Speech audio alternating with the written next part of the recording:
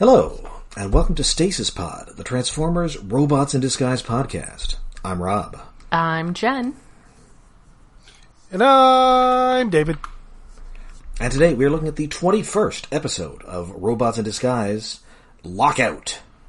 Are we coming in on the home stretch here? I feel like we're coming in on the home stretch. Yeah, in fact, this episode towards the end will be, oh right, the season finale is coming up. Better set some stuff up for that. Oh right, there's a meta plot. There's basically the Decepticon version of what happened last episode, Bumblebee and seeing Optimus Prime in a random puddle.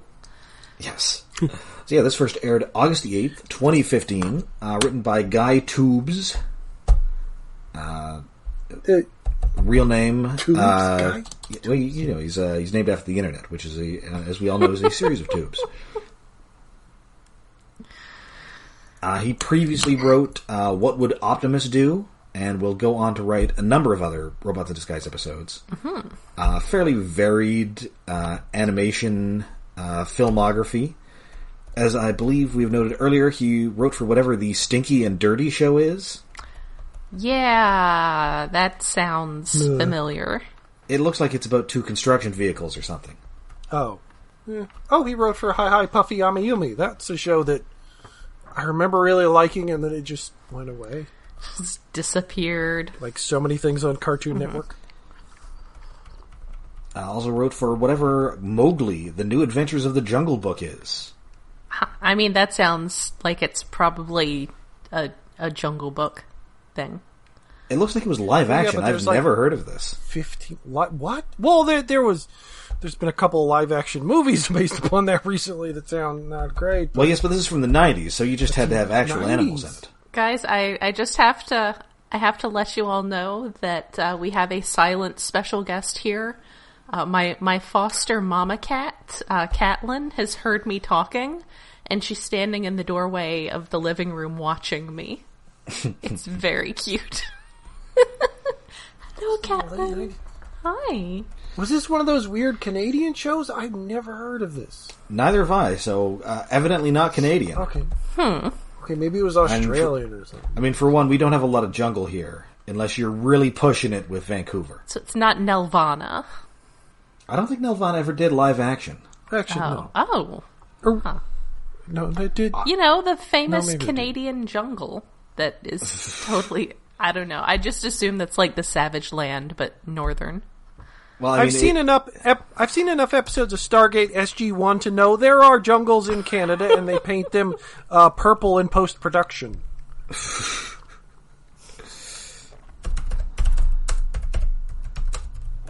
I think... Oh, apparently Nelvana did briefly try live-action stuff, but it never quite worked out. They had some sort of Nancy Drew show. Mm-hmm. Oh, weird. When was this? Looks like... Well, this is not helping. Their site is under construction. Oh. Anyway, this is really germane to the episode, which is Lockout, which is not about Guy Pearce saving the president's daughter from space jail. Does their site have a little spinning construction GIF? Sadly, no. Oh, that's sad. Or that one GIF of the Constructicons that Transformers sites always use. Yes, I loved that so much. Oh, I don't remember that. Mostly I just remember a lot of Japanese sites with the construction guy bending over apologizing for the site not being finished. Oh man, I miss old internet. Yeah, web rings. My kingdom for a flame GIF. Anyway, an episode. I guess the web rings of today are people TikToking a TikTok video, and it just becomes a massive layer series. Oh, I still haven't figured out what TikTok is yet. I'm old now. I don't understand any of this. No, I don't really understand TikTok at all either. All I know is TikTok gets linked on Twitter, and it's like, well, why don't the people making the TikToks have a Twitter? Why do they only have a TikTok? Listen, I'm old. I hear that. I still think of that Kesha song. I feel about TikTok about the way I feel about cosplay, which is that I'm really enthusiastic for and support and impressed by all the people who do them and do not want to do them because I don't need that much attention paid to my physical form.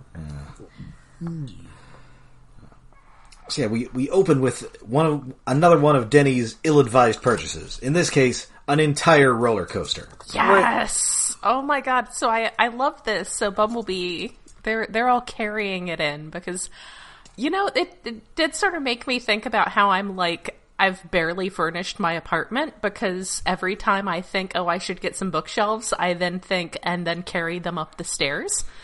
So I would buy so much stuff if I had some robot friends, some giant robot friends to just carry all of my stupid purchases for me.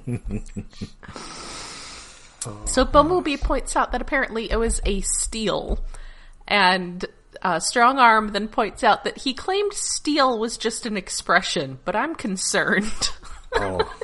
That is a great line, and her delivery is really good on that one. I just had mine was not nearly that good. I just had to assume that they got it at an estate sale for Traction Park, their Action Park. Although that would have been, when the fuck did that go out of business? Was it the early 90s? Did it last that long? I mean, that stuff sits around for a long time sometimes. Yeah, that's where villains make their hideouts. Well, I guess the bits of the park that was closed down for a long time could have been around long enough, but oof. I mean, isn't there still an abandoned Little Abner themed theme park around somewhere? Oh, there are so many abandoned theme parks. So many YouTube videos of people walking around abandoned parks. Atlas Obscura has a whole section on abandoned theme parks. It's an entire thing. So yeah, I guess the big question here would be whether it's in functional condition or whether parts of it are going to be too rusted out to actually be usable. But I guess that will end up irrelevant. Well, what we do see looks in good condition. They didn't put a rust texture on it. Yeah. But now that we're talking about abandoned themes parks, my brain is just going to that Five Nights at Freddy's knockoff with Nick Cage that I saw a trailer for today, and oh my god, that video made me so happy. It does look pretty great. No, I was just thinking that maybe Denny bought the roller coaster from that Final Destination movie. No. Oh yeah, this is probably a coaster that something bad happened on and they had to take it down. Denny, no! Yeah, no, you're just going to have to wipe some Mary Elizabeth Winstead off this one. It's real bad. I'm not going to a theme park. Although, and of course, what does this episode have to do with that Final Destination movie, the roller coaster?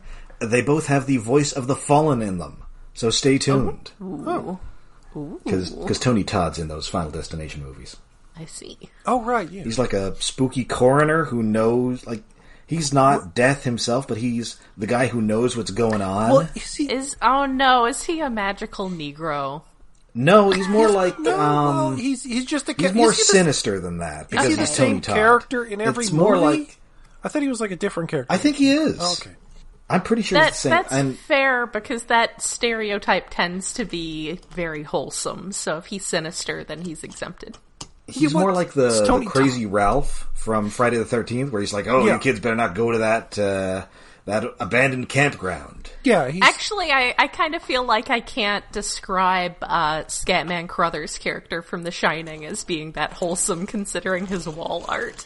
Oh, that is amazing. What? Apparently, I need to read. He has I don't remember shit. A couple of very large pictures of very naked women. Oh, okay. Yes. I don't. The last time I saw it, I just saw the documentary about the crazy theories people have about it. Oh, Room 237. Yeah, it was a great documentary. I need to watch it. Anyway, he has some very large, lovely paintings on his walls.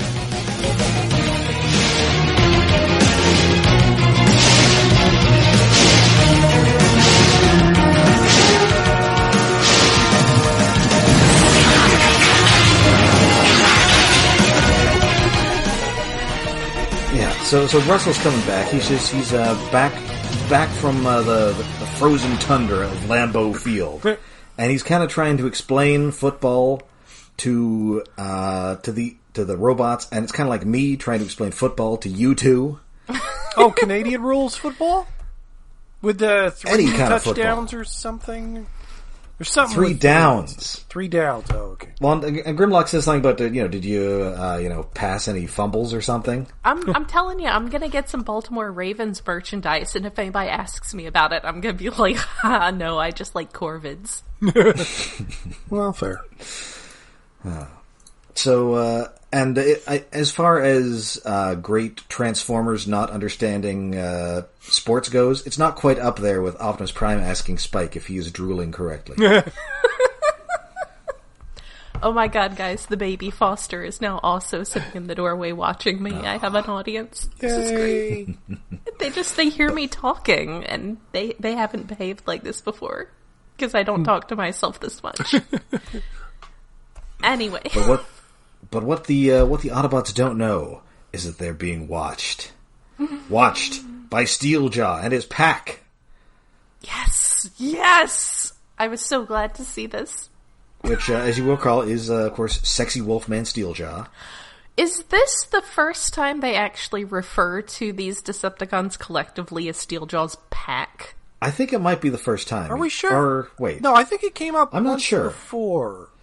They're definitely using it a lot I know in this they do again in the next episode, but I felt like that hadn't been used previously, and I like it a lot. I think it came up once, but maybe only once. I like that they're not just the Decepticons, they're like a supervillain team. They're like the Sinister Six. Yes. And they've got their own name. And of course it's animal-themed because he's the wolf guy. Yes. But if you have forgotten, that includes Bounty Hunter Fracture and his 2 Minicons. You've got Marauding Chompazoid Underbite. Yes. You've got Robotic Deer Mobster Thunderhoof. Who is still Frank Stallone. And Nervous Crab Snitch Clampdown. Yes. Every time Clampdown is walking around, he's got that great, sideways walk, and I love it so much. Yes. And hey, they've got another guy with them, and that is his Kickback. Kickback is a really good mafia name. Yes. And he's also voiced by Liam O'Brien, who is also Underbite. Mm-hmm. And he's... it would have been easy to just make him like the Generation 1 guy, more or less, but I like how buggy he is. Yeah, he's very... Yeah, he's really grasshopper bright green. cricket. I love how bright green he is. And he's like he has like a weird gangly bug body. Yeah. Yes. He's definitely... I looked... I hadn't... I guess I had glanced away to write notes when you see his full body, because, yeah, it's almost like a bug centaur sort of thing. Mm. It is really interesting. But yes, I love that he's... That name, despite being just a vague general G1 name, is also very good to imply both grasshopper and involved in organized crime. And he also has a very cool dragster mode. Yes. Yeah. He's a really neat design. And kind of simple. It's annoying. Oh, there's so many characters that should have got toys in this series, but he's very minor. Although having a little legend scale would have been fun. And also all his weird bug legs would be kind of fragile, probably. Well, yeah, they just fold up in each other. They're not that or he wouldn't be as buggy. Could be like Transmetal 2 Scourge. Mm, that's true. Yeah. And that is a cool toy. Yeah. Anyway, so he, he's all, oh, hey, I thought I was going to join you two. No, we're actually going to hog tie you to this tree and gag you to serve as bait. This is his fraternity hazing. Yes. After this, they're going to slap him on his abdomen with some paddles. Yes. So the Autobots get there. There's a Decepticon signal. They go there, and it takes them a little too long to realize this is an obvious setup because he's tied to the tree and none of them did it. They do have a moment of being like, do you have another secret other family, Bumblebee, that you're not telling us about? But yeah, it's pretty obvious. Yes. And then he also immediately bugs out and drives off. Haha, bugs. And also, Fix-It pulls him up, and it turns out he is a professional lackey. Yes. That's what it says in Fix-It's file. He's a professional lackey. That's the official term. He was put in jail for lackeyism. Yes. I mean, I guess that's when well, you're on like... Cybertron with Decepticons. Yeah, they're pretty harsh, man. I got a lot of thoughts on how the Autobots are running things back on Cybertron. So they do eventually figure out this is an obvious setup. They race back, but the Decepticons are already there. They've got Fix-It, Russell, and Denny hostage. And Steeljaw's all, hey, why don't you guys check out my file? And, he's in jail for fomenting rebellion. Yes. Let's see. Extremely Which, sexy. I Got mean, that underlined a couple of times. Blame him for it at this point, seeing what the Autobots are doing. Can't just put someone in prison for being a lackey. Well, I mean, I guess, that is actually... That's called being an accomplice. That's probably... Yeah, I was going to say that's probably what... It's like a... The plural version of lots of accomplice charges. Like if your rap sheet is pretty much entirely accomplice charges, they consider you a professional lackey. Yes. It's like being a henchman. Yeah. I mean, exactly. So yeah, fomenting rebellion, extremely sexy. Also, expert at subsonics. Sonics can do everything! Which is kind of weird. It's like, he should have a sonic screwdriver or something. Sonic gun. Well, I assumed he'd have like some sort of sonic howl at some point, because he's a wolf. Ooh, yeah. Has he done that yet? I don't remember that. I don't think he has. I think maybe he does later. He really should. Yeah. Anyway, he's setting up a subsonic pulse that causes incredible pain to Autobots and Dinobots, but not Decepticons, ? I'm not sure how this works. Well, they say he cobbled together something to block out the audio that they have. Oh, right. Those are chips. He specifically modified them, so it's not one of those weird, like, Predacon biology sort of things. No. Dinosaur transformation energy. A little bit. Wibbly wobbly, I built a thingy that does a thingy. So we're fine. Yes. I just got Skylinks and I want to watch Call of the Primitives tonight. Oh, yeah, I've gotten so much recently that I haven't actually finished opening. I found a thrust! Speaking of transformation energy. Oh, and also after Kickback escapes, Sideswipe refers to Strong Arm as Officer Butter Digits, which amused me. Yeah, like digits? Well, it's weird because we don't use the regular word for fingers, but also we have a word for butter. Well, presumably they just adopted the Earth word for butter, but their word for fingers is not entirely... I guess that's like an inclusive version of it, because some Transformers have claws and stuff, and those still count, even though they're not fingers. So I'm going to declare digits to just be the inclusive version of fingers. So yeah, they all have to toss in their weapons, and they can't come in without being submitted to the agony booth. So they've just got to pace outside. And of course, Steeljaw doesn't just want he doesn't particularly care about what's in the junkyard. What he wants are what's in those pods. It does seem to be convincingly painful. They do seem convincingly agonized by it. Mm-hmm. And also, Steeljaw is kind of like asserting his bossitude by just making Thunderhoof grab these weapons that they've tossed down. Yes. Yeah, and that's rankling with him. Throughout the entire episode, he's just yelling at Steeljaw to do this and do that. Well, he's the guy who used to be like the boss, but now he's not the boss. Yeah, but him being the boss just feels weird, other than him saying, I was the boss. I was the boss on Cybertron. Well, this isn't Cybertron. And Steeljaw is clearly the power bottom. We've gone over this. I mean, he was the mob boss. There's a lot of lover spat going on between them in this episode. Yeah, I can see that. and then going after his treacherous ex. Yes. They had a bad breakup. And I am avoiding any mention of somebody being given crabs.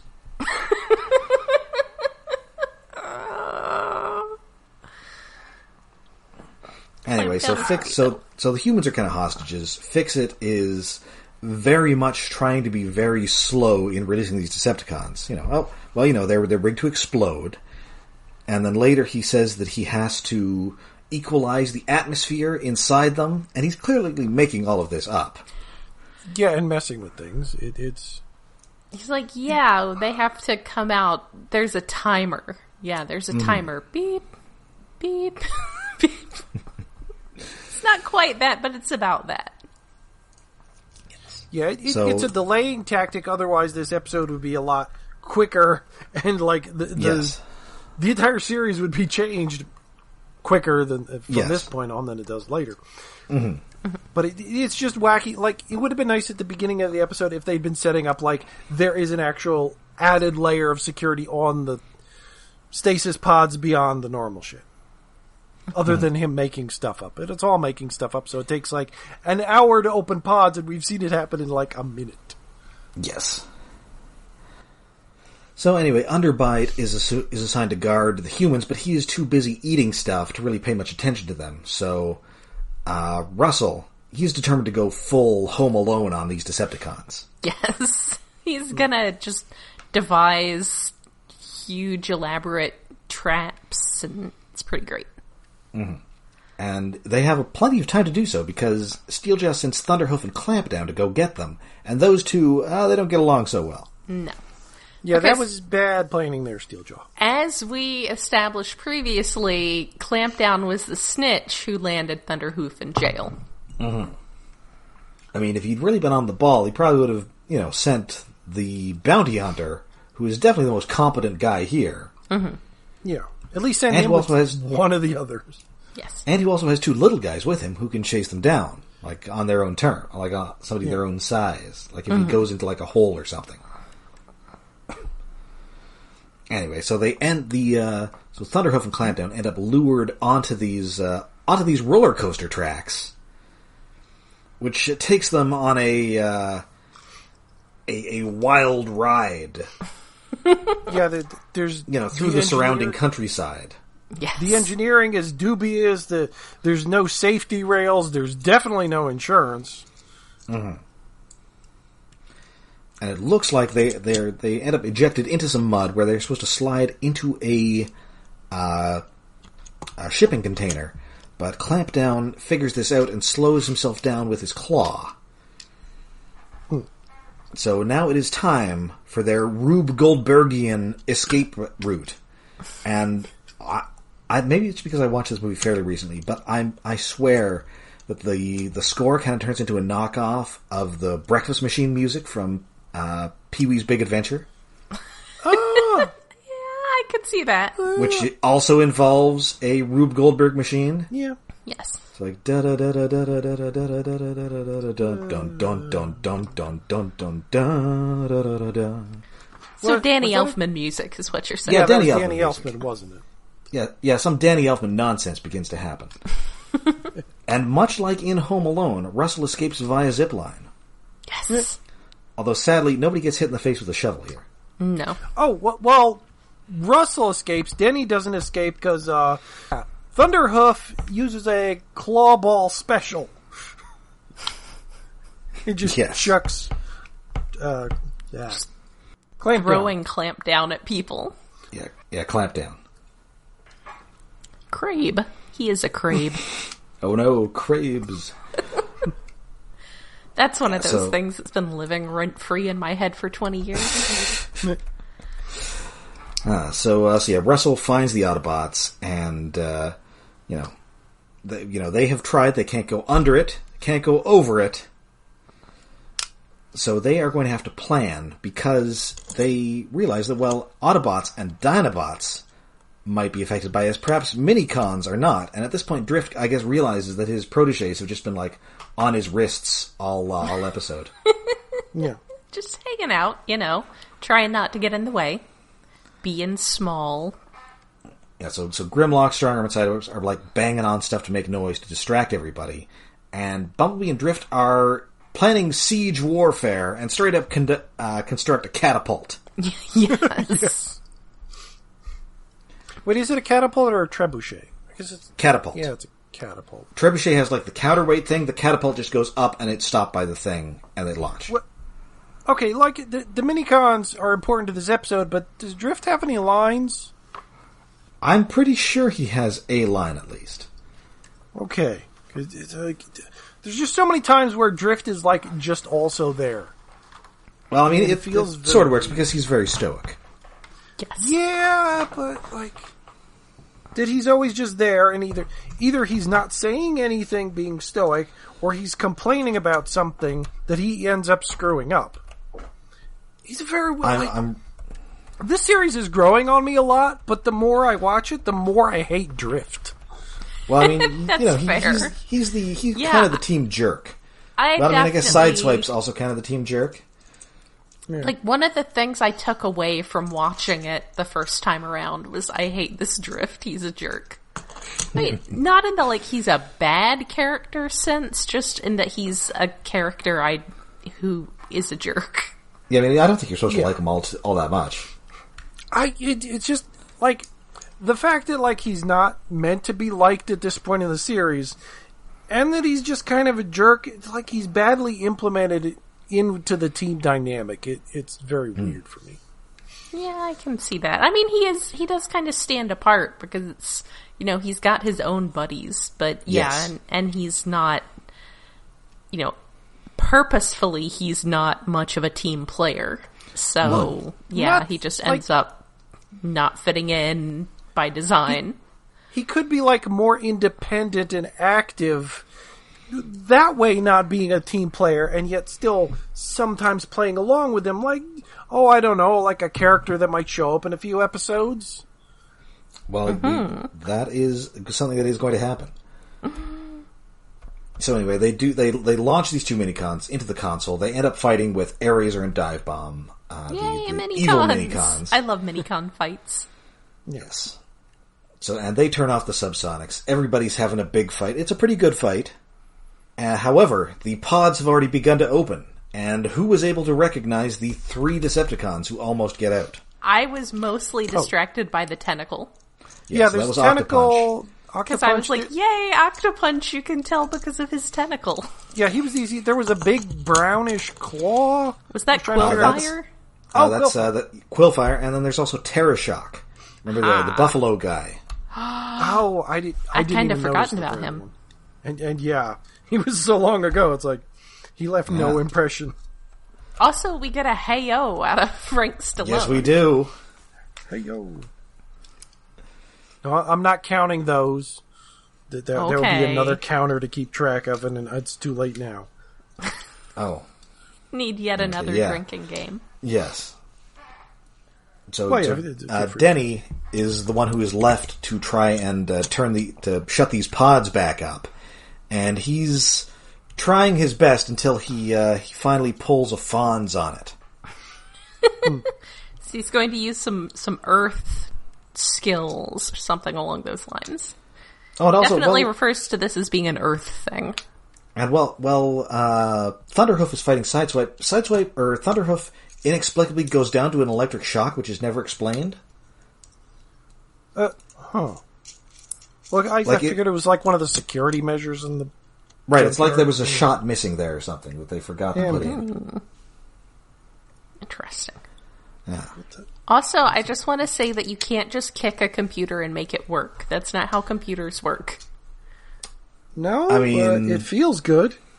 Again, listen, remember, he was on Happy Days with Henry Winkler. Henry Winkler taught him how to do this. Oh, right. Oh, fuck, right! On the other hand, I guess you could hit a CRT TV and make it work, and that should also not work because that doesn't have moving parts. It shouldn't work, but it does. It always did. Absolutely. Oh, that's something kids don't know now. If you hit a CRT just right, you can make it work better. Also, flat screens don't do that. Blowing on NES cartridges. No, that doesn't work. entirely. It might clear Yes, the contacts. it does. It absolutely works. It's magic. There are more effective ways to clear the contacts. But yes, I guess going back in my memory to the days of CRT TVs in like the 80s where hitting them seemed to actually help even though they don't have moving parts, I guess I'll allow for kicking the computer to make it work. It's not so much about the moving parts, it's like the tubes. There were actual tubes that would vibrate. If you shake them just I right. guess that was a vibrational thing. I don't know. CRTs. They're fun. Thing of the past. They make pixel art look better. So the Decepticons are foiled. Steeljaw is extremely angry, and he leads the retreat. At one point, the Minicons are hanging off him like he's Ratfink or something, which amused me. Also, Steeljaw needs to bark more. He needs to bark at everyone. Do wolves bark? Or bark order? Well, they're dog related. They should be able to bark, unlike dire wolves, which it turns out aren't wolves. Yeah, Foxes. that's crazy. It's weird. Well, they're not exactly foxes, but they're probably closer to foxes than wolves. Anyway, a thing I just realized this episode. All of Steeljaw's pack are ground vehicles. Yes, they are. We don't have a ton of Decepticon flyers in this, possibly because we don't have any Autobots that fly, and that would be a pretty easy out for them. That's fair. Well, eventually we do get an Autobot that flies. Eventually. There are some flying Decepticons next season. There's Filch. She's the best. Oh, that's true. Filch. That's Filch true. was a flyer, right. And the Bat. And what's his name? Nightstrike, the Bat. Yes. Yeah. Aw, him. He's great. Such a good design. And apparently wolves do bark. Okay. He should bark at them. I just feel like he needs to bark at his group when they're misbehaving. The four major categories, vocalizations of wolves are barking, whimpering, growling, and howling. Mm-hmm. We've definitely heard howling and growling. He's not really the whimpering type. No. He should do more growling at the very least. Anyway, so we cut now back to Decepticon headquarters, where he is big mad, as they say. Yes. He's just pulling a Bobby Knight here. Just throwing furniture around. And the other Decepticons just decide to give him his space.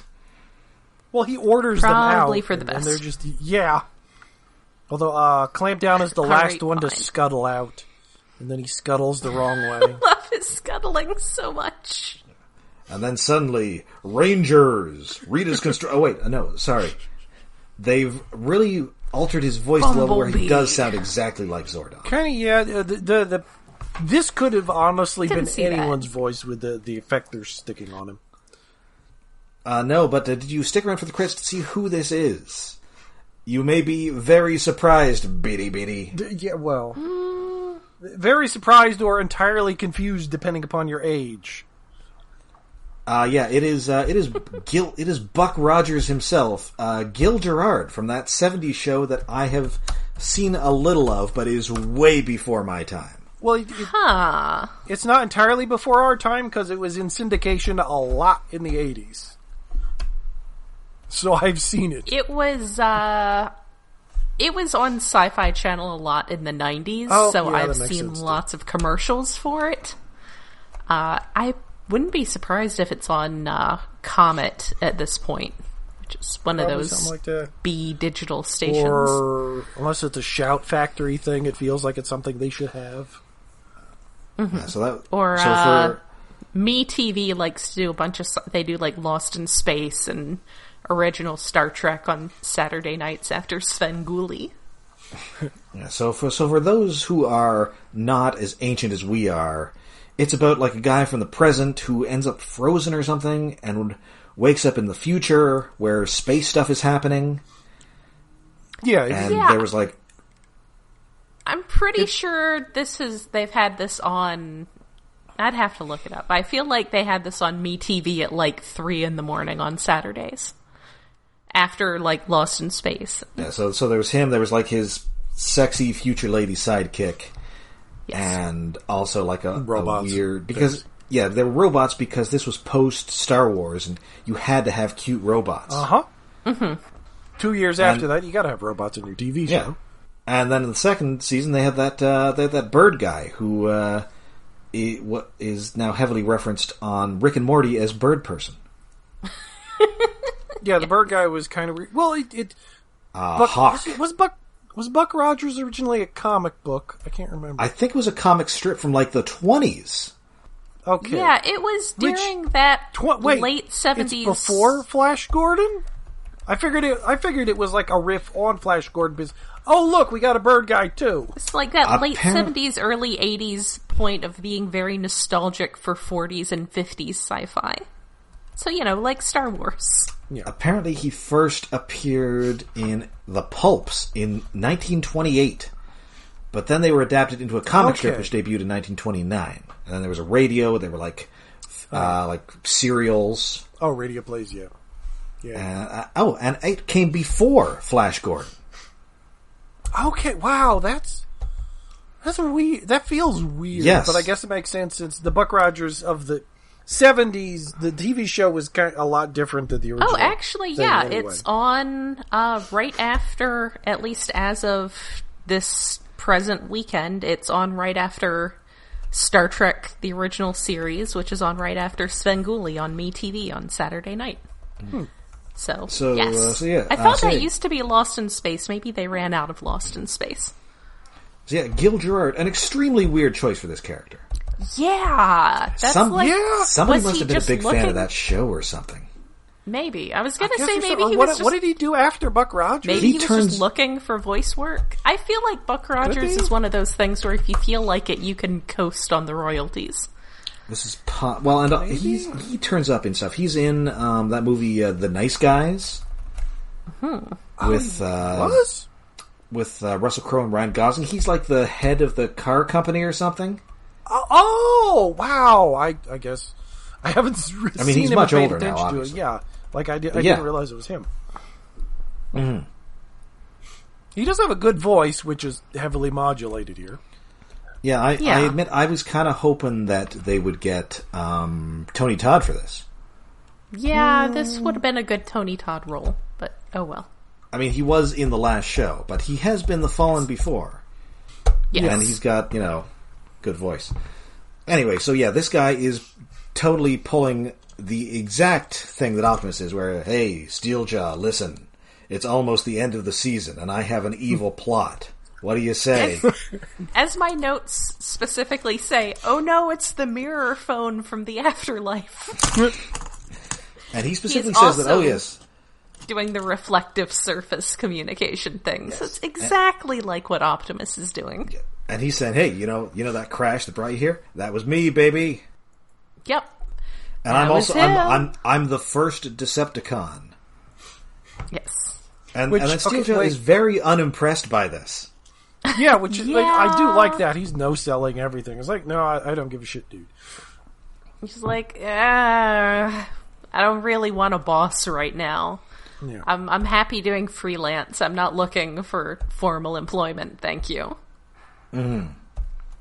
Yeah, you're a demigod from another dimension, but I got my own shit going on. I got my own dimension going on. And I don't think he actually names himself, but I believe his toy was sold as the somewhat unfortunate Megatronus. Yes. Which, shoot, do I even have... I know I have one. I don't think I have it on a shelf, because it's a also, H-tank again. It's fine. Yeah, it's very cool, though. As he shows up here, he has, like, a very, like, abstract, sort of masky face, but when he actually shows up later, he's got sexy face. Yeah. And they sold the toy with both heads. Yes. It was a variant. Oh, they did? Wait, which version did I get? I think one was Toys R Us exclusive or something. I honestly don't remember. And anyway, he says, well, okay, well, how about this then? I don't actually care about Earth. So if I take it over, you can, if you let me out of here, you get it. Like, you can keep it. And then Steeljaw's all, well, okay, sure, fine. I like that he does the agreed for now. Yeah. Like, buddy, There's a demigod calling you up on the mirror phone. I feel that's just such a Steeljaw response that he does that for everything. Yeah, that's like habit for him. Like he doesn't know any other way. Yeah, like he goes to a restaurant and they ask him if he wants, if he'd like to supersize that. He says, agreed, for now. Yes. He buys something on eBay, you agree to a price. All right, agreed, for now. It's like, what are you gonna do later? What do you even mean by that? And then he says something ominous like, "Oh, you'll see." And then he does has no idea. And then he like tenses his claws. This is just how he's used to acting. Yeah. Listen, I'm committed 24/7 to being sexy and mysterious. Yes. And very independent. I think I'm just going to say yes, like a tool. And that is the end of the episode. It's I always enjoy stuff with Steeljaw and his pack because they are I like the group dynamic of the bad guys. Yeah. Yeah. And they're individually also a lot of fun. Mm-hmm. I like watching. I like watching Clampdown just scuttle sideways. Yeah, they're a good foil for the Autobots, and they actually made some. I mean, they didn't actually make progress here because they were, stopped before they could actually release anybody. But it was a pretty good showing here. Yeah, they're a nice balance, the same team dynamic, kind of in a more broken way, fighting with each other. Although, wait, does that make Clampdown the sideswipe of the group? It should. I mean, he kind of is. He is arguing with Thunderhoof, so there's that dynamic of the. I mean, they don't really have. You can't really do a 1-to-1 thing. There's no girl member to fight the girl. Well, no. It's not exactly, but you got one guy with mini-cons and you got one guy who's a beast, more of a beast. Yeah. Yeah, it's really that, Clampdown and Thunderhoof don't have clear counterparts. Yeah. And maybe they need an evil fix-it. Yes. Oh, yes. Yeah, they are lacking an evil fix-it. Yeah. More evil fix-its. Yes. I would argue that somebody like Nickel would be more thematically appropriate for this show than she was in her comics appearance. Yeah. Yeah. I like it. It's a hot take. Yeah, the issue we got from her point of view was interesting, but it kind of fucked up the Decepticon Justice Division for no reason. I feel it was too goofy. If you're going to use those guys, you have to make them 100% scary. Yeah, keep them scary. You have to commit. They can't have their wacky den mother who's telling them to eat their vegetables or whatever. Their HR meetings. That's right. Or she should have really quickly figured out in that issue, oh, these guys are evil, I need to leave. Or this you have is to maybe make her not as okay as I thought. Or you have to make her also creepy and spooky. Yeah, something. At the very least, Cloris Leachman in Young Frankenstein. Yes. Anyway, so I believe that now brings us to David's Tokusatsu Corner. Oh, yes, wait. This week on Kiku Sentai, Go-Go 5! The Dark King, The Cost of Revival! Ooh. We are ramping up to the very end of the series. This is the fourth to the last episode, I think. You better be ramping up with a title like that. Yeah. Yeah. So, the Scorpion Parasite they stuck on the Red Ranger at the very tail end of the last episode. Dinas and Kobolda are using that to resurrect their dead older brother Zilphys by sticking another parasite on his corpse, which powers up his body and brings it back to life by sucking the life out of the Red Ranger to give it to their brother to keep him alive. So he's alive at the beginning of the episode. And then Red's in the hospital for most of the episode, and it's the other Rangers have to fight against. It's fine. Meanwhile, Grand Witch Grandina is very angry and causing earthquakes in their base, which eventually causes earthquakes on the entire planet, because she's turned into a giant pillar of fire. Oh.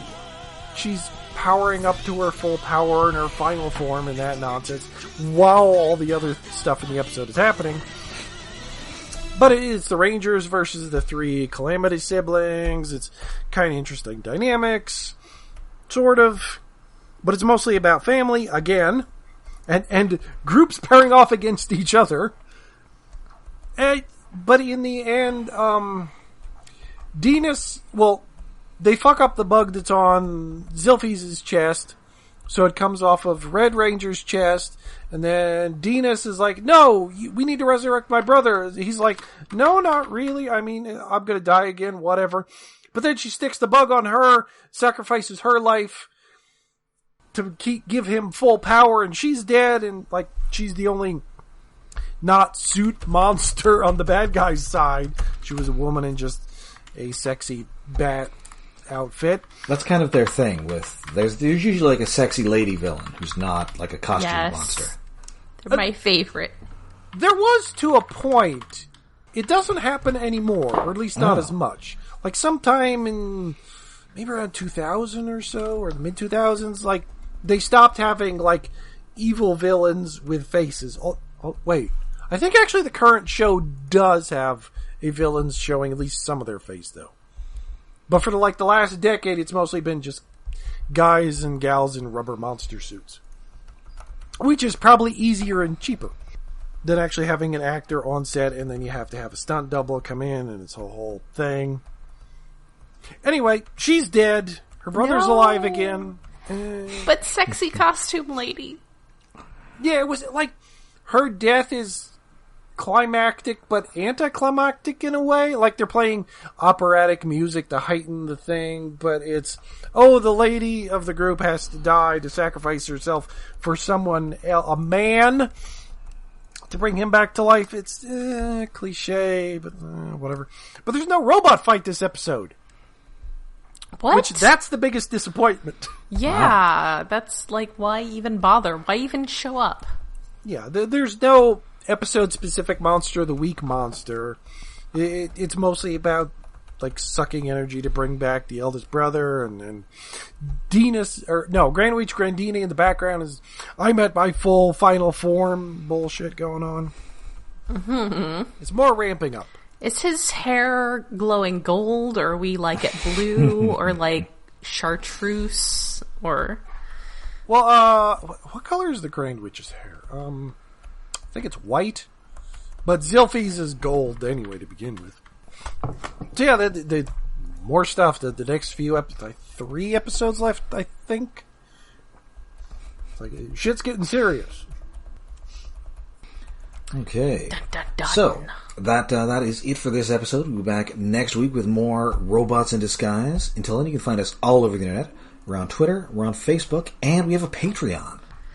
Yes, we are hosted on iaconunderground.net, where we have a Patreon set up to help with hosting and other expenses. That is patreon.com/iaconunderground. For what month is this? Are we still in January? We are still in January. I'm pretty sure it's still, even though like episodes have been coming out late because the end of last year is catching up to me. Yeah. So editing is a little slow. Yeah. What did we do for January again? But yeah, this episode should come out we did last week. We did Earthrise. That's why I forgot what we did, because it was Earthrise. It was extremely unmemorable. Yeah. And except to occasionally be like, man, there was no Earth rising at any point in that series. I remember that we saw a scrap face at one point.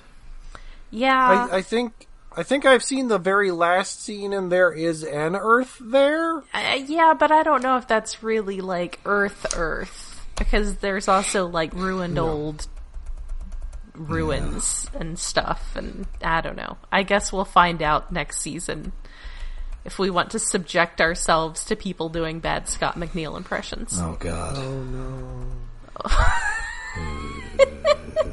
I mean, in theory, you could get a decent bad impression of Scott McNeil's Dinobot, but I wouldn't want it.